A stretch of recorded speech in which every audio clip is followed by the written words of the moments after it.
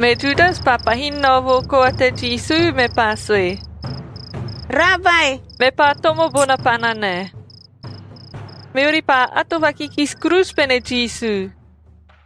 Me apeha vai to sun vai roho nana te bona pa rahi tavus bono rapis puana teve. Me pa mos hape bona taina na tōkiu kokora te atowa me te opris. Me Jisu pa hivi ribari. E nā bene a baba te awasua sun, e kaweru. Mempa de mau amara pispuana, e ma pako te atoa nā.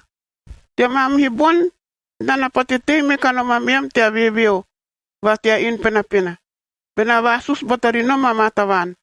Ahiki hebeam atoa nā te bona, ebehe mātapa vai toro tapaku wen, to sewa nana akwara te hunawan.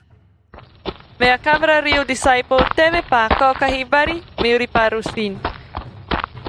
A peha visuas na murina bata no bene Jisu, e ove hei te a rava bata koa ni bono rava o mata. Me a maa bana pa ato bari, me o rava teve pa tarigaha kahi bona, me pa rusin i ove hei a kokokora.